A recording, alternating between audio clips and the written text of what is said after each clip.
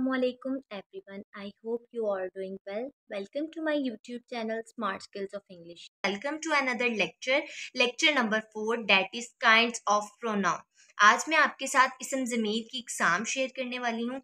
उनकी जो हमारे पास टाइप्स हैं वो है 6. The number 1 is personal pronoun, second is interrogative pronoun, third one is relative pronoun, fourth one is demonstrative pronoun, fifth one is indefinite pronoun and sixth one is reflexive pronoun.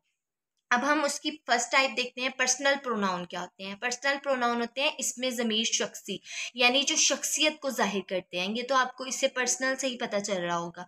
जैसे अब उसकी definition देखें. A pronoun used in place of the name of a person is called personal pronoun, यानी ऐसा noun जिसको हम किसी शख्स के नाम की जगह पर इस्तेमाल कर सकते हैं.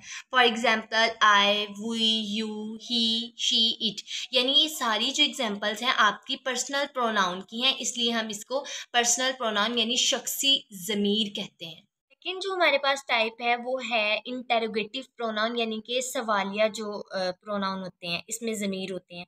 इसकी डेफिनेशन कुछ यूँ है. A pronoun use to ask a question is called interrogative pronoun, यानी वो प्रोनाउन जो हम क्वेश्चन बोलने के लिए या क्वेश्चन पूछने के लिए हम इंटेरोगेटिव प्रोनाउन यूज़ करते हैं. For example, who is sitting in the room, कमरे में कौन बैठा है. And how old are you, तुम कितने साल के हो. ये क्वेश्चन किया जा रहा है. तो जो क्वेश्चन पूछना होता है, हम किसी से क्वेश्चन करते हैं या जो पूछते हैं उसको आप इंटेरोगेटिव प्रोनाउन कहते हैं. ठीक है.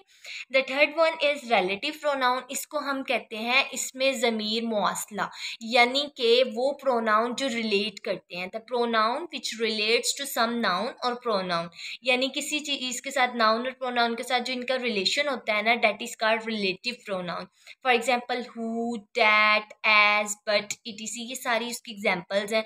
The man who met me, वो आदमी जो मुझे मिला, इज़ माई ब्रदर, वो मेरा भाई है. यानी जो हु है इसमें ये आपका क्या है, रिलेटिव प्रोनाउन है और ये रिलेट कर रहा है एक सेंटेंस के साथ.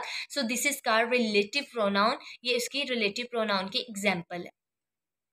फोर्थ टाइप है वो है डिमोस्ट्रेटिव प्रोनाउन. इसको कहते हैं, डिमोस्ट्रेटिव का मतलब होता है इसमें इशारा, यानी डिमोस्ट्रेटिव प्रोनाउन इसमें इशारा ज़मीर, यानी a pronoun use to put out things and person.